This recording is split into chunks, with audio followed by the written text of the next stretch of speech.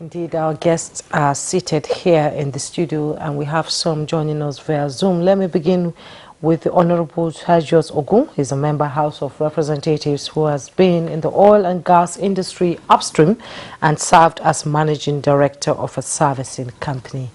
He's a regular on Good Morning Nigeria. You're welcome. Thank you for having me. We also have in the studio a woman like me, my colleague, we call Faith Nwadishi. You know, she's the Executive Director, Center for Transparency Advocacy. It's a pleasure to have you join us, and I'm so happy there's a woman here to, you know. Thank you so much. Good morning. Thank you for having me. You're a regular too. Thank you. Yes. All right. There is indeed another woman joining us this time via Zoom from Egypt. So maybe, Juma, you might as well just introduce the second lady who is also a guest with us. She's joining us from Egypt, and Olushola Adesida. She's director at the ICT and GIS of the National Oil Spill Detection and Response Agency, NOSTRA. Thank you so much for joining us on Good Morning Nigeria. She's joining us from Egypt, where COP27 will begin today. Thank you for having me. All right, so let's begin the conversation with you, Mrs. Adeshida. What is the mood like in Egypt ahead of the formal takeoff of COP27? There has been some pre-meetings last week.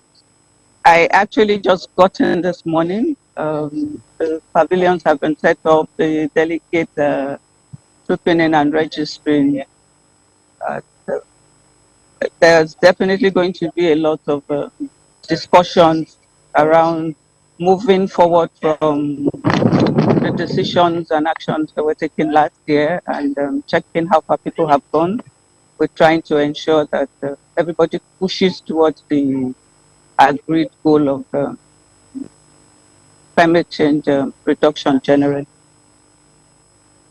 Away from the COP27, it's a fallout of COP26 in Glasgow, the Paris Agreement. And can you tell us the key issues that COP27 will be addressing at the summit? Like I said, it's still going to be a continuation of last year's journey. There's going to be continued talk around methane mitigation, the general continuous commitment, funding, issues of climate action funding, which last year was actually a major issue. A lot of companies that rely on fossil fuels for their sustenance believe that there has to be some financial inducement for them to move away from what they use now to sustain their economy. So conversations will definitely continue along those lines. Oh, okay, Ms. Adeshida, thank you very much there for your opening comments. We'll come back to you presently in the course of the conversation, but let's come back to two guests in the studios. And it may also be useful to have some bit of background and understanding. How does I don't want to use the expression ordinary Nigeria, because sometimes some issues can be elevated. How does the educated Nigerian, but who is not deep in knowledge about some of these issues, understand these commitments around gas emissions and lowering contributions to climate change, when in Nigeria, for instance, we do know that there's low industrial capacity utilization, and in the meantime, you see the advanced countries where production is going on, smokestacks are pouring out fumes and all kinds of emissions into the atmosphere 24/7. Here we read reports of Manufacturers Association of Nigeria, and they are telling you how low industrial capacity utilization is. Everywhere you go, people are struggling. They say, on the other hand, we are import dependent. If you are import dependent, it means that others are producing, and then you are largely gobbling up what they're doing. That has its own economic consequences. And here we are. We appear to be on the front lines of those, scrambling for reduction in gas emission. I know that there's also the oil and gas industry, but in total, you have oil and gas industry in China. You have oil and gas industry in the US, oil and gas industry in Russia. So how does the educated, but shall I also say uninformed Nigerian understand this apparent paradox? Let's begin with Honorable Sergio Osogun. Okay, thank you, Kingsley. I think it's a double standard of the West. Today we are talking about gas flare, maybe, but who is the number one pollutant when we're talking about gas flare? It's Russia. It's now that we are talking about the Russian invasion of Ukraine, and you look at the Europeans that are heavily dependent on Russia for their gas and even fossil fuel, for petrol. But Russia has been flaring. And most of these agreements, they sign on to it. Who is number two? America. And then when you point fingers at countries like Nigeria, like my brother said, that barely produces anything. If we are talking about flaring in Nigeria, how much do we really flare? I think we are living in poverty. If we were manufacturing and then dependent on what we are manufacturing, and then we are polluting the air, that would be a different thing entirely. If you are shipping in practically, okay, let's say we have an oil economy, which means we sell crude oil, we use the money to import basically everything we need here. So if we are talking about pollution, you shouldn't be looking at our direction, Nigeria, maybe Africa. So the West will need to do more. And even as it is today, if you are saying, okay, fine, Africa is a developing continent, don't get to where we are, you have to support us. Because what are we talking about, the flare? Flare basically is like breathing. When you drill an oil well, to really control the pressure of the well so that it will not explode, you need to flare. That's it. It's like a human being breathing. So when you allow that flare to go out, if you have the infrastructure, if you can afford the infrastructure, you can use that gas, you can channel it and process it for manufacturing, for light, electricity, energy, or any other thing. But in Africa, we don't have the financial muscle to channel. This is huge resource, that we could have benefited from. But because we do not have the muscle we don't have the money to manage most of this infrastructure, we flare it. Okay, fine. The government finds the oil companies. It's just a token. They pay that token, and then they flare it. So what I would have thought is that the West will look in here and say, okay, fine, we don't want you guys to get to where we are. We'll support you to build the infrastructure. And they would have benefited from it now, especially in Europe. Now they are having issues with Russia because they were getting cheap gas. That's why they're running up and down. So they could have supported us, Nigeria, not just Africa, in Nigeria here. And most of the gas we are flaring, we'll build infrastructure and be shipping it to Europe. So one, like I said earlier, is double standard. They are flaring more in the Western world than we are flaring here. They should support Nigeria, African countries to manage the gas we have here and the emissions so that we don't get to where they are. And then maybe we are all there again now, signing up to whatever we cannot implement back here. So I think it's a high time we come here and ask ourselves, what can we manage? It's not enough to go out there because everybody's clapping and hailing you, Nigeria. You just send the dotted line and then you come here. Even the implementation you cannot implement. Because the truth is, even when we blame the oil companies for flaring, most of the contracts we have, they are JVs, joint venture. So NNPC has 55%. In some of the cases, you have the oil companies, like 3 of the oil companies having, percentages that will lead to the 45%. And you are saying, don't flare. We are managing the assets together. If you have 55% and 3 companies have 45%, that means that the cost of managing the flare is going to be shared. So if NNPC is not contributing to the joint venture to cut off flare, how are we going to succeed?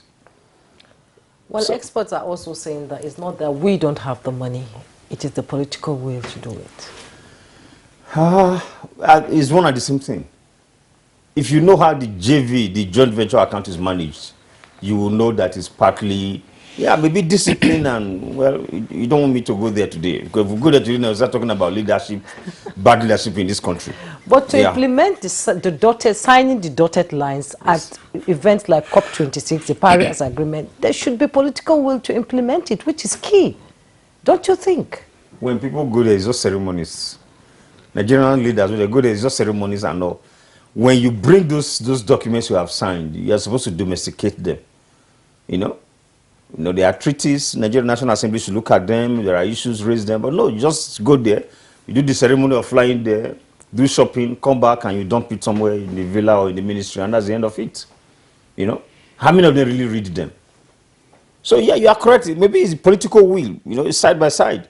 If you say, okay, as a nation, this is where I'm going to, we'll manage this policy like this, then you also have to, is it how they put it? Is it put your mouth where your pocket is or your pocket where your mouth is? You have to be able to say, okay, fine, we have a JV.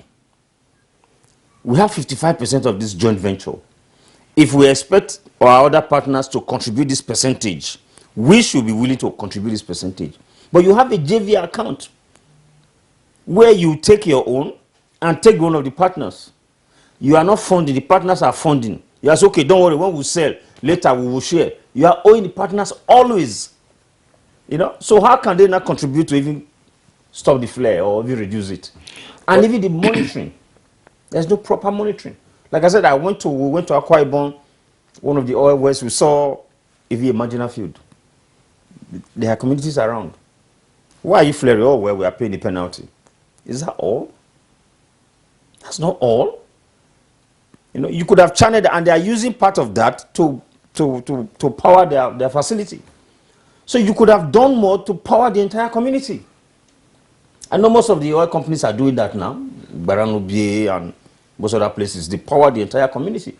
But you can do more, and make more money from it. But I think it's the government attitude to it, and that brings us back to what you said, Okay, thank you, Honorable Sergio Sogun. Faith Nwadishi, again, the same question I posed to Honorable Ogun. I'd like to have your view. How are we positioned, if you may, in the context of the climate change global politics? What is it that we are aiming for, and what are the realistic options for us against the backdrop of what I said? We have major pollutants all around the world. We know them, major industrialized countries, and here we are, and we appear to be getting into obligations that could hamstring our development. Yeah, thank you very much. And I'll just take off from where Honorable stopped. But let me address something around the issue of gas flaring for us. It's true that you have the major polluters in the world, but Nigeria is the 7th largest polluter when it comes to gas flares. The global reports we have is that 10 countries contribute 75%. And out of those 10 countries, Nigeria is 7th on the list of those 10 countries that contribute 75% to the global gas flares that we have. Now, the irony of that is that in Nigeria, we have a law that was passed in 2005 that criminalized gas flaring. But it has never been operationalized.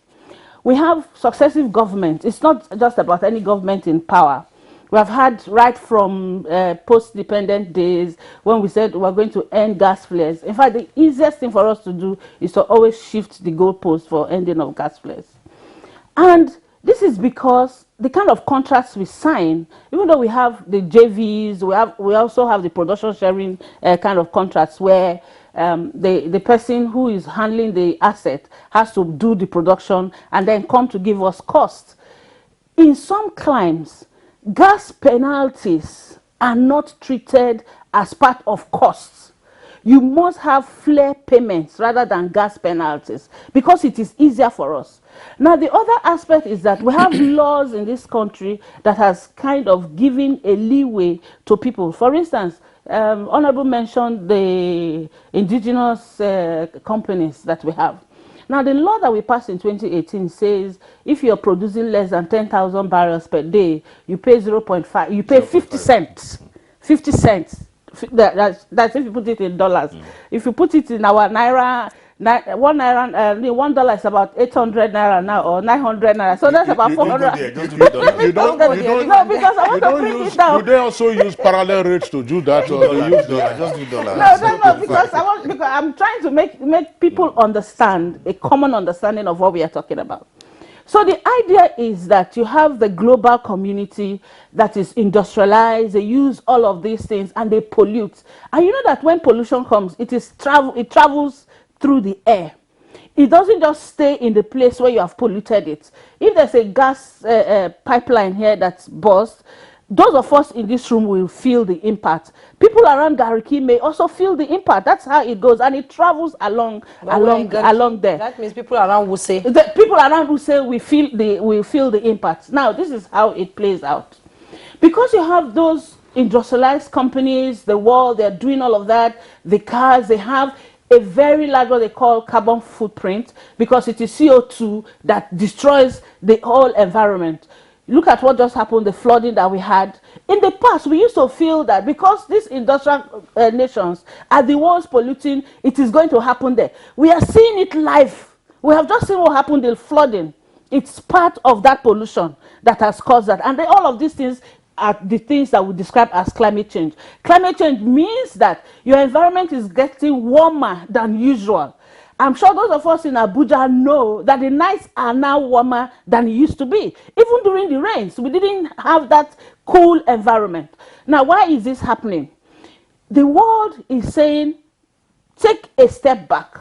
Africa is saying, oh, you know, we are the ones who are suffering this. We need money. Most of the commitments we are making as Africans, we are making it not because we want to bring about that change, but because we want to get the dollar that they are going to use to support our countries. Now, Nigeria is always on the front line. Nigeria passed the Climate Change Act. In April 2015, the World Bank launched the Zero Routine Gas Flaring Initiative during the World Bank conference. Not a single Nigerian was there. I was the only person that was at that meeting, where you had the whole of the world. Russia was there, you had America there, you had Norway there, you had Angola there at that meeting. Not a single Nigerian representative. They were at the conference because it was a World Bank conference. They were at the conference, but they were not at that very strategic meeting. You had the CEOs of all the major oil and gas companies working in Nigeria at that very meeting, where they made a commitment. If you go to that website, the first video on that website was the speech I made at that conference, saying that we should move away from signing documents to action. It is not enough for us to come to international conference and say, oh, we are committed to this, but when you go back on ground, it's a different thing altogether. Now, we keep saying we want to end gas flares. In 2015, December was when the World Bank launched that video. Nigeria was at that meeting in Paris, and we came back and made a commitment that in 2020, we're going to end gas flaring in this country. And I was keeping track. I was at the National Assembly when the Minister of State for Petroleum came to a meeting that was organized by the Gas Committee and made an announcement that that date has been changed to 2025. Again, we have consistently shifted the goalposts. Who are we shifting it for? If we are Nigerians and we know that the impact of gas flares and all of this pollution impacts our people, impacts our environment, it reduces productivity, it has impact on the economy, then we will sit down and do the right thing. Now we have gone ahead to say, oh, Nigeria is looking good.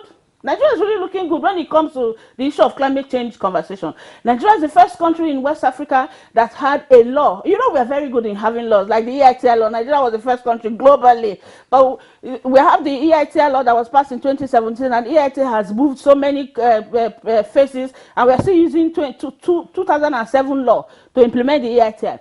Now we have the climate change law, the first in West Africa. We have the Climate Change Commission. We have all of that. But we have not been able to interpret the meaning of climate change to our people.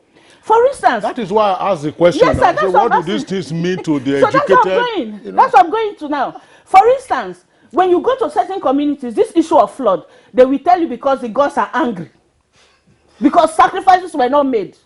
That That is the interpretation. If you go to some of these communities where all of these things happen, they will tell you, oh, there was certain sacrifice we were supposed to make, we didn't make. We have not been able to internalize the meaning. What does it mean? Are we going there to have those conversations, sign the documents, look good, take the pictures, and come out without really integrating it? Now we have an energy transition policy. What does it mean? What are we going to do about that? You said you were at the meeting where the World Bank zero routine flaring by 2030. That you were part of it, and it talked about not flaring gas in any new field development and to end routine flaring in existing oil fields.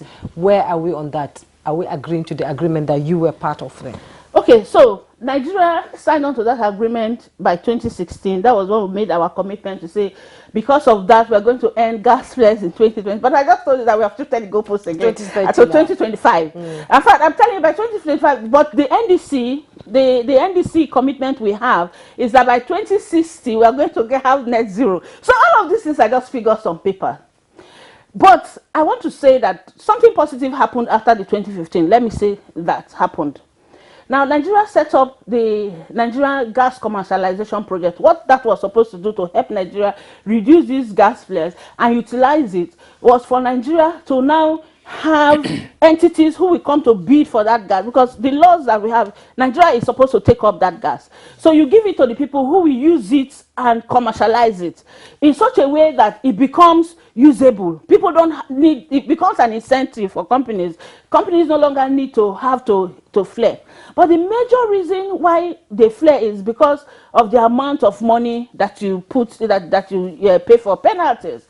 They are not utilizing it. The Honorable said it's like breathing. Globally, people always look for the easy way out. But when you have laws that work, it becomes easy. I think it was in 2012 for thereabout, an NGO in Port Harcourt, supported by Foster then, worked with NOSRA to develop the very first global gas flare tracker. Now that gas flare tracker is being used by NOSRA to determine the volume of gas that we flare. But let me shock you. Do you know that NOSRA, a government agency in Nigeria, gives you data of volumes of gas flared? And the defunct DPR, that is now the Upstream Petroleum Commission, have a different data of gas flared, of volumes of gas flared. You have NOSRA, a government agency that is giving you data that corresponds with the global gas flare tracker, and tells you that this is the volume of gas, and it's so beautiful that you can actually pinpoint which company is flaring and from where they are flaring. How come we are not using that data to penalize people? And then we now come to say the people who are doing indigenous, having our people, you know, having those, I forgot the term now. Artisan. No, not artisan. You know, indigenous companies. No, those companies that were marginal fields, those marginal fields. You understand? That produce less than 10,000 barrels per day. They are the worst flares because they don't have the infrastructure. Without authorization. They have authorization. They have licenses now to go and produce, they go and extract oil and all of that. But I tell you, they do it in the crudest way. They do it in the crudest way. And they're the ones, all of the laws that we have in the oil and gas sector, they're the ones who float it. Because one, they are Nigerians, they are owned by Nigerians, Nigerian politicians have interest in that, and all of that. So what it means is this is our own. Let us keep an eye away from them. But international oil companies, they have the standards. In their home countries, the kind of things that they do here, they don't dare do in their home countries. Why? Because we just go there. When you want to take, for instance, let's take Shell, for instance. Shell gives you the volume of gas it flares. And DPR records the volume of gas flared according to Shell. When you have a NOSRA, a gas tracker, that can give you the actual volume because it has been tracked, satellite, you have the right volumes, and it's close to actual, better to actual. The same problem we are having, it's not the conversation that we are having here today. When we talk about this issue of crude oil theft and co, I'll just rest here. Yes, rest here.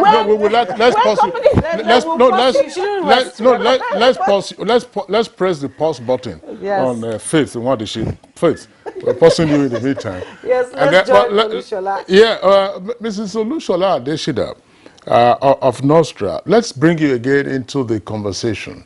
Again, just seeking to get our viewers to understand some of the intricacies around climate change obligations and so on and so forth.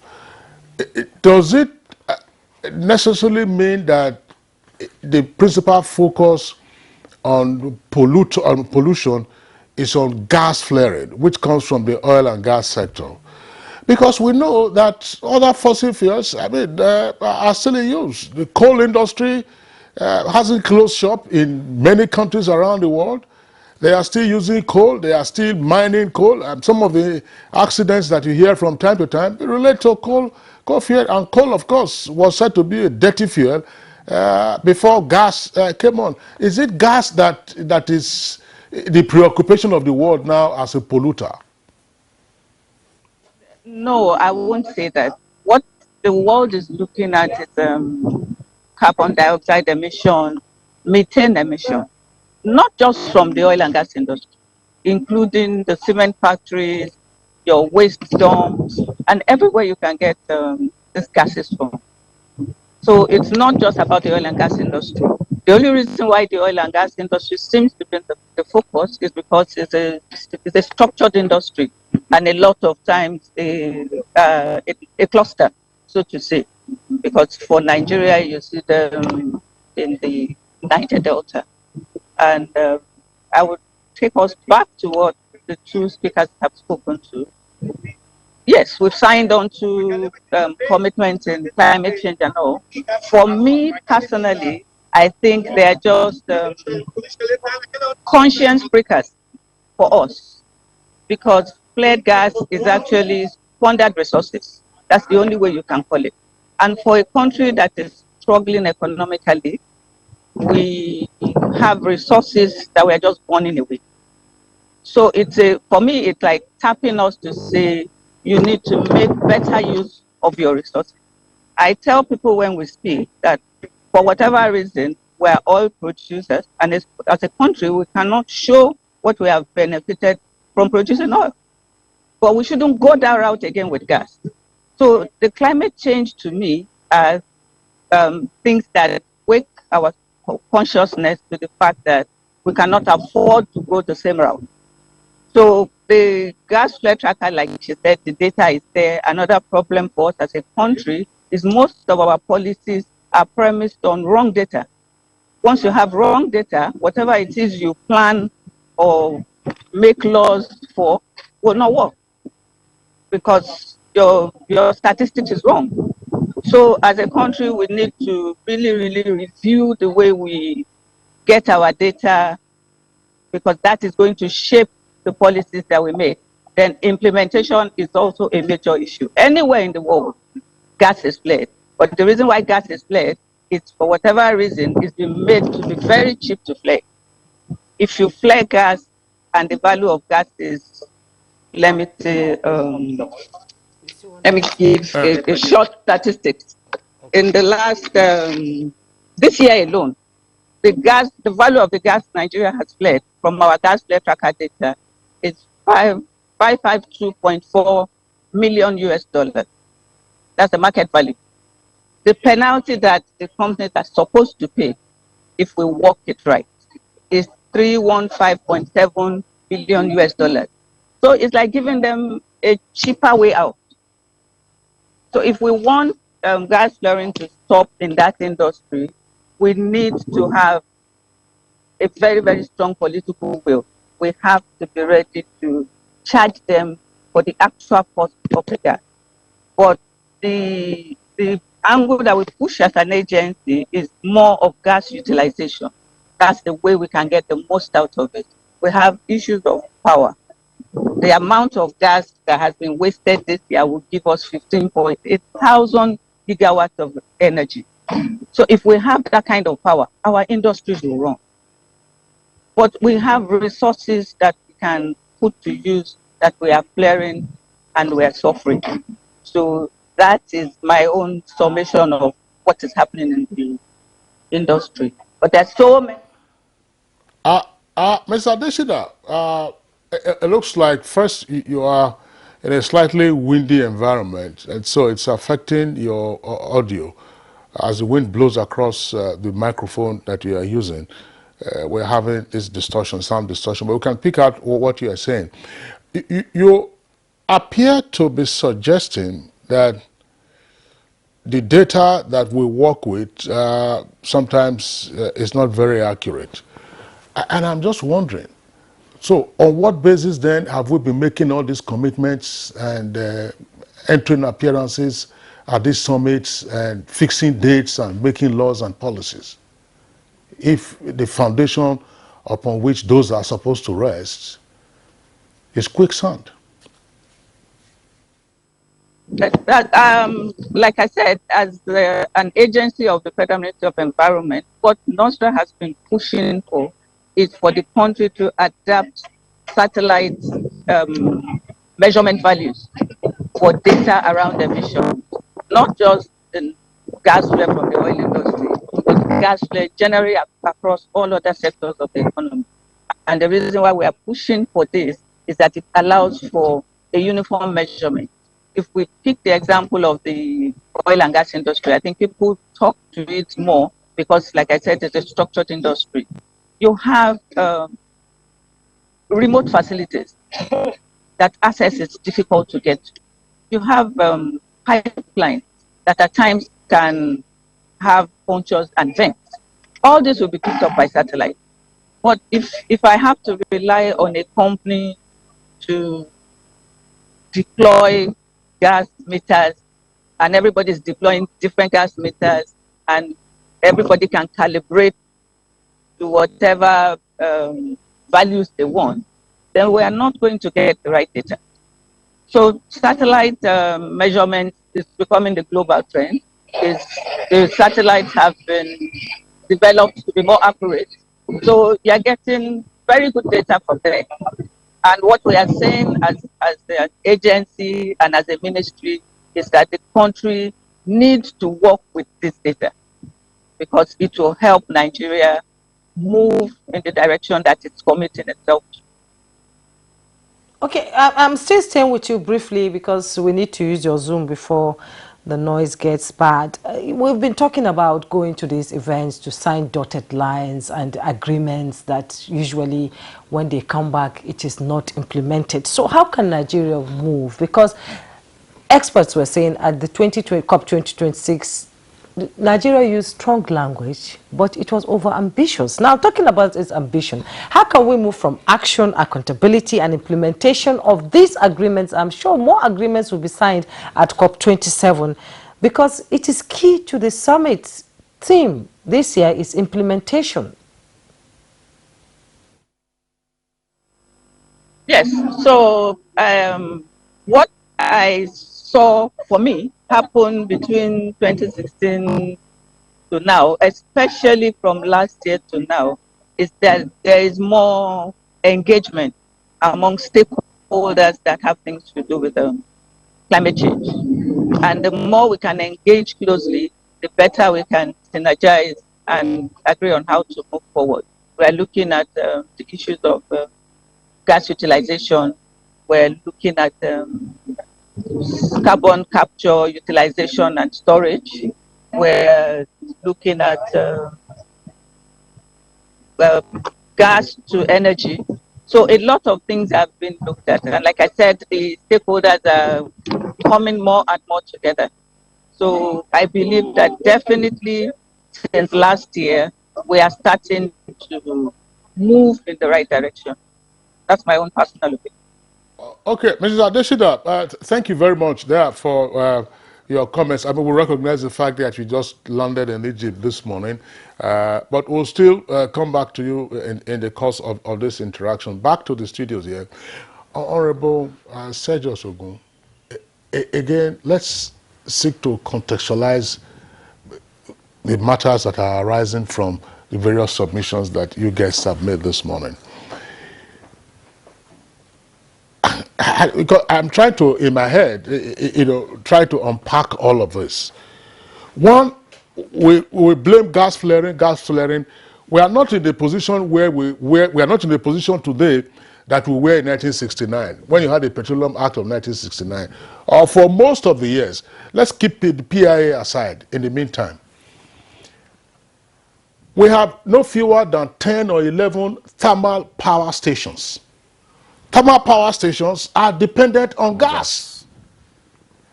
One. Two, from time to time, we hear that some of the thermal power stations have been shut down over disagreements arising from gas supply, the pricing of gas supply. We've had the Minister of State of Petroleum as our guest on Good Morning Nigeria, and they say that they are working out the negotiations so that it doesn't become an issue, which means that the gas is available, but that the pricing, that is the contractual agreements, are somewhat not smoothing. So the suppliers will shut down the gas, thermal power stations will not get power, and then you have a trip off on the national grid, and we're all in darkness. So thermal power stations have been built, gas is provided, but from time to time you have this disagreement. Gas is also being supplied to some industrial parts of Lagos. This was set up many years ago in Lagos. You had a network of pipelines, and then of course you had the hazard pillars that they constructed to show that this was a gas pipeline. And some industries in Lagos have converted their generators to be gas fired. That's another leg. The other leg to add is that we heard of gas master plan under Desiane. Under the current administration, we have heard of the gas decade, CNG, gas, AKK. So how does all of this? That's what I'm saying. It's something you are in the industry. Honorable Just Okay, like you said, you have most of the industrial states being supplied with gas. AKK, you are taking the gas to the north, Ajakuta, Kaduna, Kano, and all that. And the gas monetization and this gas deregulation now, domestication, meaning that whatever you produce, you have to use here. I think the major problem is, again, poor leadership by the government. Most of these people go over there, like we said earlier, to sign agreements and all that. If we have the right leadership, we will not be where we are today. And that's why for some of us, we have said, for everybody wanting to govern in 2023, now we should be asking them the right questions. So it's not enough to have a minister who will not appear before you. You have a minister of state that will go and sign an agreement and bring it here and will not implement. Because we have the West African gas pipeline. We've even had contract with Ghana one time. I mean, we have contract to supply them gas. They have their own now. We lost that line because I think they blew it up. The Obasanjo started the Trans-Sahara. Then the Europeans are coming back now to negotiate so that if we had continued from when Obasanjo stopped, we would have finished it by now. With this Russian invasion, we would have been making tons of money. There's no seriousness in those that are providing leadership. One of the presidential candidates in 2019 said he was going to sell an NPC. Maybe some of us are in agreement with that. Why I'm saying that is, if we have the right focus, everything you have analyzed now from the, the CNG, compressed natural gas and all that, those things will work because they work in other countries. But who is watching? Who is watching? Whoever comes is thinking about how to make money for himself and his cronies and his political party, and that is it. So if we have people for once to say, okay, look, this is what we are going to in this country, this is what must be done, and you follow it through, most of these problems will be solved. It is no rocket science. We are not reinventing the wheels. We are not creating anything new. There's no science that is in gas utilization today or stopping of flare that is not in existence already. We are not creating anything new in Nigeria. It's just the will, like you mentioned earlier. But when you say will, it's leadership. To say, okay, this is how we are going to go. Because why we keep giving those dates? This 2025 you're talking about, the thinking is, okay, well, by 2023 we'll be out of power, so what's my business? You just come and drop it. But we should hold their feet to fire. You are saying 2025. Kachuku said in 2019, we'll stop I think it was 2017. No, in 2017, he said by 2019, we'll stop importation of petroleum products. Knowing that by 2019, there will be change of government. Have we stopped? If anything, we are spending our entire crude oil money to import petroleum products. And we are not saying anything. Are we holding the government responsible? No. So my take is we should interrogate, we should critique these issues and put it forward. I mean, for those that want to run in 2023, because the major problem is the leadership. They come and just pour these stuff out, but they're not thinking it through. They're not even willing to implement them. So as a lawmaker, what kind of law and regulations do we require? We have all the laws, even with the PIA right now. The I mean stronger laws that, you know, Nigerians, they don't like laws. They are usually afraid of laws. When they say this, if you do this, you go to prison for this, we're afraid. So very strong laws. you said something earlier that I'm still hanging on to. Is the will to do it. Yes. And that will, it has to be, the leadership will have to have the will to say, this is where we are going to in this wise. But if it's the same leadership that are messing up that same law, who do you blame? In the National Assembly, you make laws. Yes. When people flout them, you call agencies, you do investigation. Who do you send a report to? You send to the executive. So if today I'm a member of Petroleum Upstream, you say these companies, now there's a major problem with metering right now. We are crying that they're selling our oil. There's a major problem with metering. You investigate that. You don't have the power to execute. You take that same report and lay it and you send it to the executive.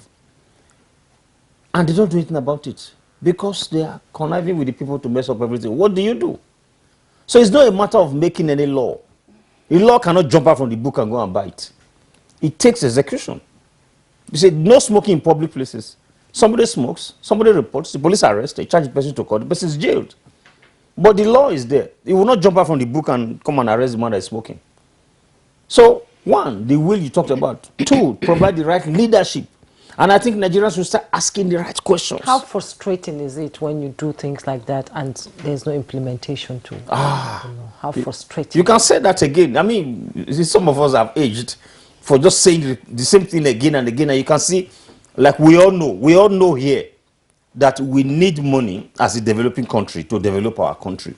We sit down here, you see you are flaring the gas, the resources you badly need to manage your country is going up in smoke, messing up the ozone layer, and then nobody's doing anything about it. And somebody tells you, well, I've paid the fine.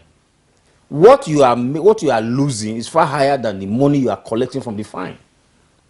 So again, it goes back to the issue, the will, and the leadership to make these things happen. It's not enough to go out there and sign anything. It's not enough to make a law here that would not work. But how commitment are they to the laws that we are making? Okay, Honorable Sejos, yes, thanks a lot. Ms. Faith Nwadishe, I still would like you to comment on this aspect. Just again, try to understand. Perhaps there are many pieces of a jigsaw puzzle that we are putting together in terms of our march towards more efficient utilization of our gas, which we are flaring. Add this to the mix. We are told that the LNG is a game changer. I think we are supposed to be in Train 7 now. Train 7. Train 7. LNG, of course, is bringing money. That one is known in Bonny. Brass LNG, I don't know what the situation is with brass. But there were all kinds of issues around brass. You know, brass is supposed to also take some of this gas and then convert it to LNG. Olorun Shogun, you know, everybody we heard Olorun Shogun, okay. Papalanto. What is the issue? You are chuckling. Let me also add that yes, we just recently signed a Nigeria-Morocco gas pipeline contract. Okay, that one is different. No, we just recently Yaradua signed Nigeria-Algeria, not Nigeria-Morocco. In this, the Morocco one was just finalized by this present government because the Nigeria gas, West Africa gas pipeline did not work. So these are the issues. And again, what we also should throw into the discussion is that Nigeria is more of a gas nation than a crude nation. We know that's what we have been hearing all these things. Yes. We have much more gas. But because we have not sat down carefully, when we did our first commercial export of gas of 5,100 barrels per day in, I think that was 1958, was about the same time Norway started. we're talking about the issue of metering. Metering issue has been long. It's just that maybe suddenly they just realized that today. I'm happy that Honorable is here, but I'm going to call out the National Assembly. It is not enough to say you have done an investigation. There are lots of investigations that have been carried out by the National Assembly that we don't know about.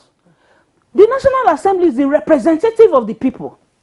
If you do an investigation and you submit to the executive, also submit it to the people that you represent. Let us take it up from there. Let us have that information. Several times we even write a letter to a committee of the National Assembly. They won't even write back to you. And that is supposed to be the first point of call for citizens. I was just saying here that in 2015, when I went for that meeting and came back, I made a report, we just started about it. The House Committee on Environment actually summoned the Ministry of Environment to ask them why they were not at that meeting. Today, we have not seen that report. So many reports. So when we are saying we are doing all of this, and let me tell you, the issue why gas is not gaining the kind of traction it's gaining is because of the fact that we are still subsidizing petroleum. And the cabal that is in the business of gaining from the subsidization of petroleum will never allow gas to work. Because if gas works, what it means is that your car and my car will run on gas. Our generators will run on gas. There will be no need for Nigeria to say we are using 65 million liters per day when we have 4 refineries that's supposed to produce 445,000 barrels per day, that will give us about 70 million liters of petrol. Because 1 barrel of crude will give you over 100 liters of petrol. Now, if that works for us, we can utilize our gas better.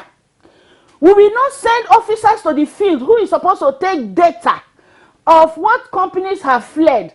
You will go with your own data to verify what the company is giving you. You don't go to the company and say, I have fled so. You put it in your report as your original report. We need to go, and this thing we have been shouting about it. We have been saying, let us have meters. They say, oh, you don't need meters because you have impurity, you have water. We did the elementary chemistry, for instance. If you have a substance, you do distillation and do all of those things. You know the volume of water, the volume of impurities, and the left that is there. I'm a scientist, for Christ's sake.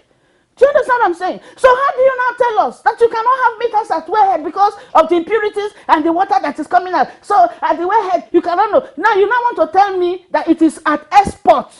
When you have finished all your calculation, you are the one taking crude. You are the one that will now come and tell me, the producer, the volume of crude you have taken from me. How is it done? So until we get all of those things right, and the fact is that we are all Nigerians first. We are supposed to benefit from this. If you go to these government agencies, Nigerians who are being paid by taxpayers' money in government offices, and you are telling them that we have found this, we have found it. They say, no, it's not correct. Okay, give us your own data. Tell us. They will not tell you. In fact, the next time you want to go and visit them, they will not even allow you to come to their offices. So how are we going to do that? You have a native report. Right from 2002, when we had native report, we found out that for one transaction, you will have 4 government agencies giving you 4 different figures. How? You have a NOSRA that is using a gas flare tracker. You have a DPR that is now the upstream commission with a different data. You have a Ministry of Environment, Ministry of Petroleum Resources with a different data on one thing. And you think we're going to get it right? Crude oil production is the same thing. Yes, crude oil production, the same thing. We don't have it. So it is what we need to do. In fact, we need to have government come back. Let us sit down in-house. Have a conversation. Number 1, what is climate change to the average Nigerian on the street? So that if I go to the village in Kano, I go to the village in Niger Delta, the person that is talking about climate change understands that this is it, and our government is negotiating on our behalf. You're not negotiating on the behalf of the 10% who are not even impacted. When we talk about the impact of climate change, countries, African countries are saying, oh, European countries are making us suffer. My sister, me, the 10% that are collecting the money, they are making me suffer. And they have not called me to a conversation. I don't even have access. Indeed, we've seen the suffering with the devastation of the flood disaster that, occurred during the rainy season. Actually, we'll continue this conversation. We'll be back after this break. Juma, I know we're going on a short break, but From what Faith has said and the other guests, when you say what does climate change mean To Nigerians, do they understand it? We can also point out, because all part of gas utilization and some of the things that we're supposed to have done. I'm a fan of the Nigerian breakfast economy. Yes. I've always talked about it here. Say, if you go around major Nigerian cities, go and check out those micro businesses, people frying akara in the morning. Can you compute, for instance, how many trees were sentenced to death this morning on account of the firewood used by those akara or the makers? charcoal. Or the charcoal that you have to make to use. It's wood from charcoal. But how many trees were sentenced to death this morning on account of the breakfast economy? You're watching Good Morning Nigeria. We'll take a short break now. When we return, we'll continue with the conversation.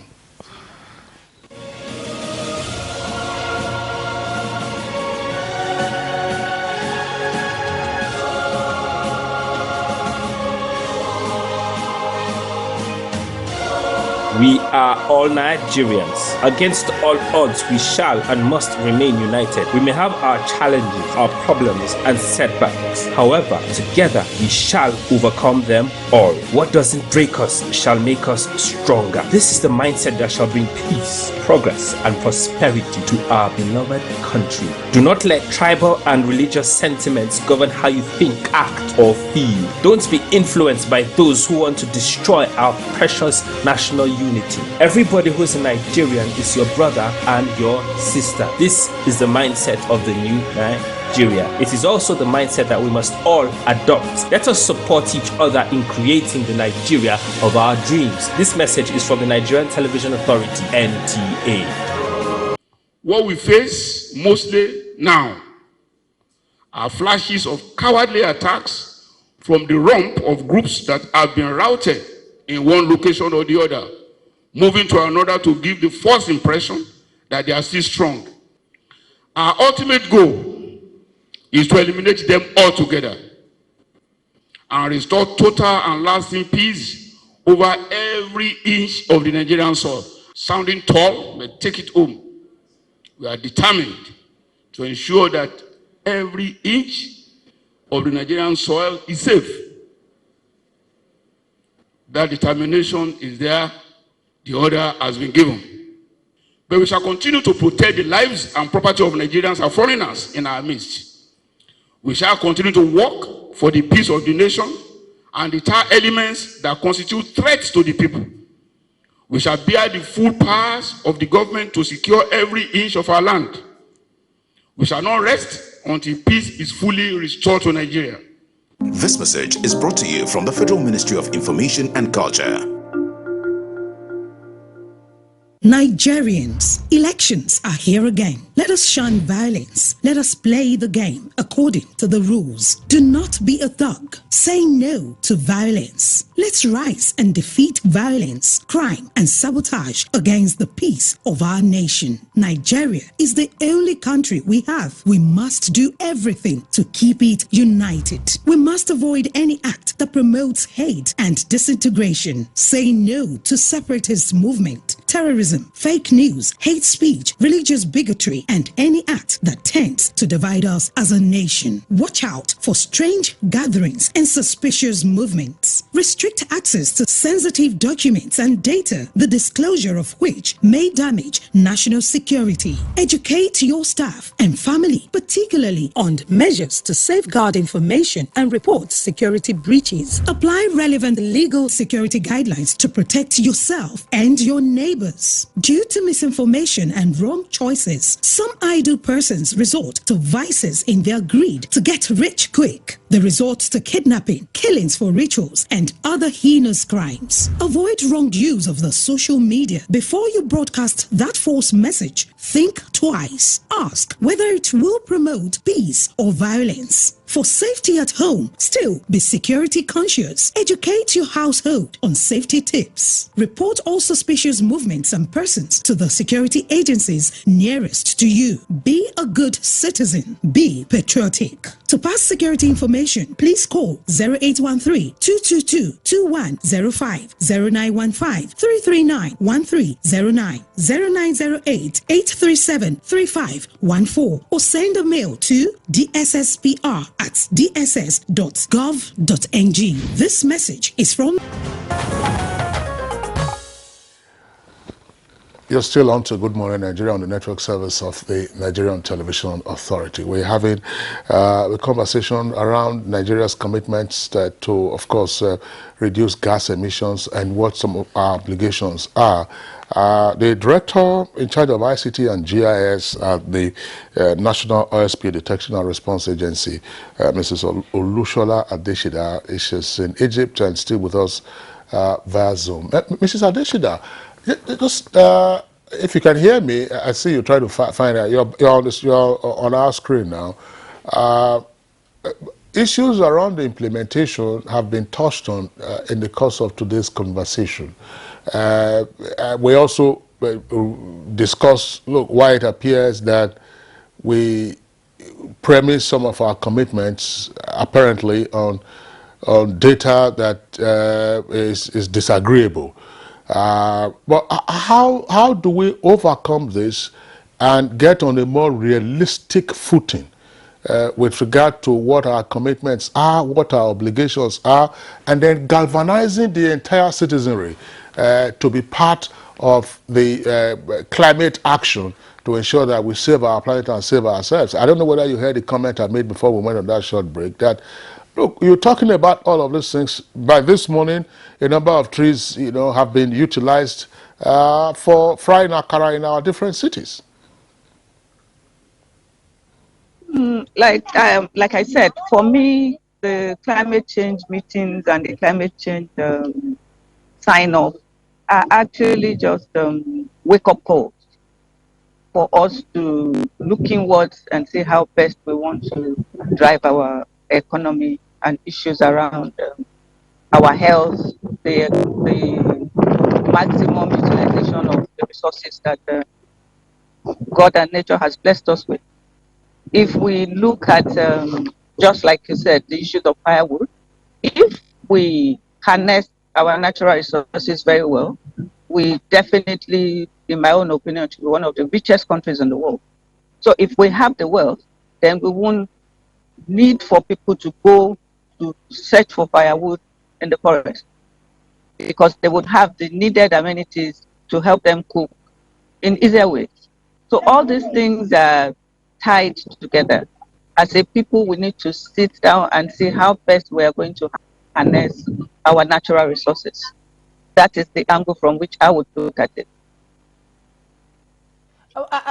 You're there as not as an individual, you're there representing government, and I'm sure you're going to bring back whatever deliberations you must have had there after the COP27. So tell us, what role can education and advocacy play in promoting awareness for a cleaner and safer environment in Nigeria, as like in other climes? A lot, but I would say a lot in the terms that the citizenry need to start holding their political leaders accountable. The awareness should be more in that direction. If we say we are going to do this, or if we have this resources, start asking our leaders, why are we not getting this value? Aside from damage to the environment, there are a lot of industries that can be created, including ethanol, even fabric industries that can be created along these gases that we're flaring. So if we use these things very well, we would definitely grow to be a very well industrialized nation. And that takes out issues of poverty, it removes issues of unemployment, and also helps us live in a healthier environment. So it's just getting it right. But the people need to be made more aware of the dangers around what is happening, what we are losing as a people in terms of resources, and how to ask questions of the leaders. Thank you, Mrs. Adeshida. Let's come back to Honorable Sejos. Honorable Sejos, from the legislative perspective, and therefore likely implications also for executive action, is it possible for us to, say, catch our breath, collect, collate, harmonize, and synthesize the various obligations that we have under these things, and then draw up, or just have, if you like, a single pager, either in graphic form or at least in legible, readable form, to say this is where we are, these are our national commitments, these are realistic options for us to do, and then this is our course of action, and these are our expected outcomes over a period of time, measurable by the following metrics. Is it possible? Very, very possible and doable. Again, it comes back to the will and the leadership. If you have a leadership with focus from day one, he will draw up these commitments and ensure implementation. It's not enough to draw things up and just leave them on the shelf. It takes a leadership that understands that we'll be talking about how much money we are losing from flaring gas and all. But it's no brainer. We all know it. But how come those to execute, those to take these decisions are not doing it? So that's why, again, I keep going back to the next election. Choose those that understand, that have the facts, that understand how to implement these things. Because if you put a team together to say, okay, this is where we are going to, roadmap, we have used that word, or we have so abused it in this country. If we say there's a roadmap and we are going to get here at a certain time, this is where we are starting from. So, midway, 5 years down the road, you say it's 10 years plan. 5 years down the road, what have you achieved? You should be able to tell us, we will plan to do this in 10 years, but in 5 years, we have even achieved 70%, which means we have made savings. We can achieve this in 7 years, but we don't discuss that. You have a government that's in power for 4 years, he's telling you something he will do for 10 years, which is okay, government is continuing. But we don't task them. So there's nothing, like I said, we are not reinventing anything. There's no technology we are reinventing. It's available. It's just to get the leadership to commit to this and then to deliver. And not yes. How do we get it right? For me, I think the elections are here. But going further, it's not enough for us to just sound off or put in a document that we can keep on the shelf. For instance, let's take the manifestos and the campaign promises of the presidential candidates. We need to get them to put this in writing and send it to the court and do an affidavit to that campaign promise. They have immunity. No, I'm not. It's not the individual. The individual may have immunity Because it's absolutely necessary because it's a to policy. do that. We're talking about the policy. The political party does not have immunity. But because we have lost the relationship between the leader and the role that the political party has to play oversight on that person that has been elected. That's why we are saying they have immunity. If you have, for instance, we're talking about climate change, and I look at your campaign promise or your manifesto, you're telling me, and you give us a promise within 4 years, give us a milestone, how you are going to get that, what challenges you envisage to see, so that when you don't do that, we have come from a place where somebody say, one project per day, one project in the first 100 days, and in the first 100 days you go there, there's nothing to hold the person or the party accountable. So when you put that into a document, take it to the court, swear an affidavit, it becomes a legally binding document. So that it's no longer a jamboree, like all of this peace accord that we are doing. It's just a jamboree because you can't take anybody to court based on that thing that they have signed. So when you do that, we follow you up as citizens. And when you don't do this, we have something to hold you accountable. And then we ask the courts to help us, because we have seen that the courts are no longer helping us as citizens. We need to activate the power of the office of the citizen to be able to do that. So that when you put something on paper, you go to the court, swear an affidavit on it, give us a timeline, we follow up. People like us, I'm ready to follow up on that. And that's why I tell you that I have all of the dates that we have shifted gas flares. I've even done videos on it, sent it on YouTube everywhere, where we have shifted gas flares up to when we shifted it to 2025. So when we do that, and we continuously keep it in the consciousness, especially the media, you need to keep it on the front burner. The thing is, we have had this conversation, COP27 is happening. The people will go to COP27 and come back. No media organization will talk about it again until another COP that is coming up. So it's important that we keep these issues on the front burner so that citizens will continue to understand that this thing, if I don't handle it, it will affect me, it will affect my daughter, it will affect my son coming, not just now. Nobody's talking again about our sovereign wealth fund. Nobody's talking about that anymore. Nobody's talking about infrastructure fund anymore. Nobody's talking about that anymore. Climate change is global, is what the global north want us to talk about. Everybody's talking about climate change. When EITI came, pursued by the north, by the global north, all of us followed it. We have what we call the African mining vision that captures within the African context what we are doing. How many African countries are implementing that? We have one, like for instance, this gas flex tracker that we have, that we started from Nigeria. How come that the world has not taken up that this is what we are doing? This is what we are doing. We are the most populous black nation in the world. Why is it that we are not the ones giving policies on how to go about health, environment, and let the world adopt it? Must we always go and adopt what they have? They have sat down, they have put in think tanks, they have done researches before they come out with this thing. Why are we not doing the same? Why can't we do our own and say, this is our own, this is your own, do it within our own, rather we want to go and sign so that they will give us money. It's all about the money we are getting, it's not about our people. What are we doing with the money? Honorable, I think you should answer. Let's go.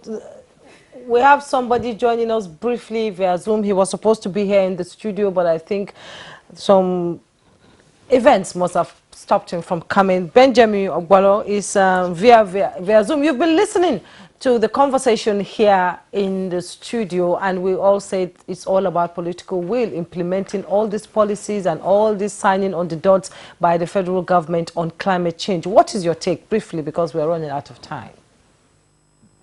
Thank you very much. I think first, thank you for having me. The issues around gas flare are already known, and I think what is missing is for citizens to call for greater accountability. And we thank God that recently the National Assembly, in line with advocacy from the Advocacy for Gas Flare Accountability in Nigeria cluster, called an investigative hearing on gas flare discrepancy to ensure that all agencies of government can now bring all the sources of gathering data on gas fled and vented so that they can jointly collate it. So you have some form of peer review, because the issue is that, as the Mr. Adeshida said, Nostra is using satellite to gather data for gas flare, while NUPRC and the oil companies and NPC manually gathering gas flare data from the field. So there's a discrepancy between what the manual meter is giving Nigeria and what Nigeria is claiming to be the volume of the flood, and what the satellite is bringing to the table.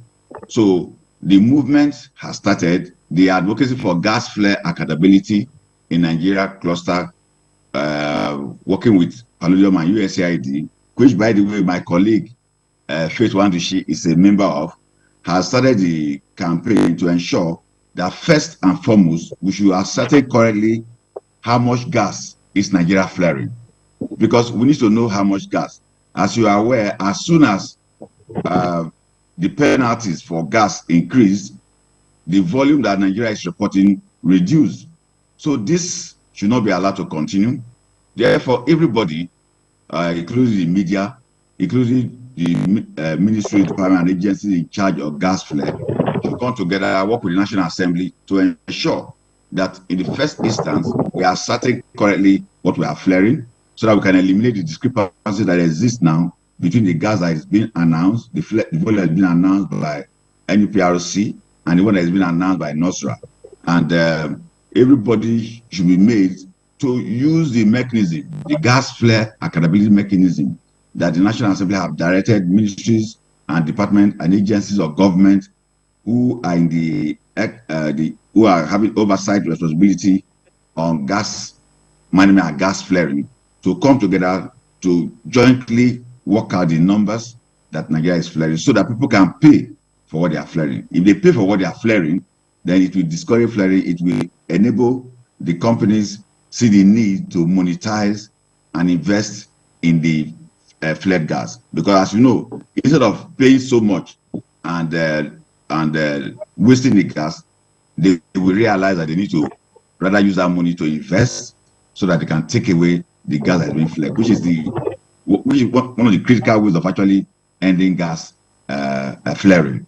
So my message and the call of most people today is, let there be accountability in that sector, and they should use the gas flare accountability mechanism to collate instead of using the existing method where they go to the field to collect data and there are no meters. By the way, the meter that is being used to collect this data is the meter that is supplied by the operators. You know, I mean, the person who wants to pay a penalty cannot be the one to own the meter. So if we want to insist on using that methodology, we must now look for how to bring other sources of information like the gas flare tracker that NOSRA is using to ensure that the benchmark and Nigeria can get the exact volume that is being flared so that people can pay the exact penalty. And of course, if we reduce the volume that we are flaring, it will help Nigeria to meet its commitments, the NDC commitments on Nigeria, which they are going to Egypt to talk about. If we're in Egypt and at home, people are still flaring, then we'll never meet those commitments. So I think we must rally around to ensure that we ensure all agencies of government should use better data, and we should account for the gas that is being flared in the country accurately. All right. Thank you very much, Mr. Benjamin Ogbalo, for the views that you have raised. Unfortunately, you didn't join us at the very beginning of this conversation.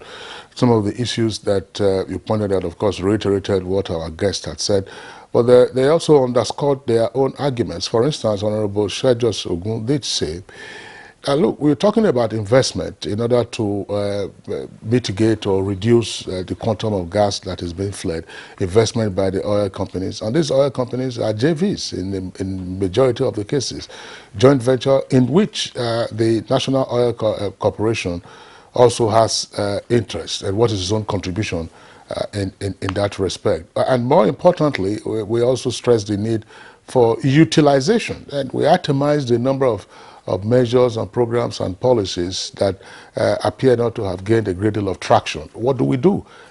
Many would argue, for instance, that the more you utilize the gas, of course, the less the flaring would be. So this is an ongoing matter that we'll continue to get back to with regard to our national commitment, and more particularly what is realistic for us in the circumstance. On that note, we'd like to thank all our guests for being with us this morning. Benjamin Ogbalo is the CEO of Initiative for Community Development. Thank you for being our guest. And then via Zoom, excuse me, we're joined from Egypt by Mrs. Olushola Adeshida, Director ICT and GIS at the National Oil Spill Detection and Response Agency, NOSTRA. She's right there in Egypt for COP27. Here in the Abuja studios, Ms. Faith Nwadishi, Executive Director, Center for Transparency Advocacy. Always a delight having you on Good Morning Nigeria. Much, also, Honorable Shejos Ogun, member House of Reps, and has been, of course, in the oil and gas industry for many years, where he also served as Managing Director of an oil servicing company. But thank you very much for your candid views and what we need to do. Let's go over now to our sports desk.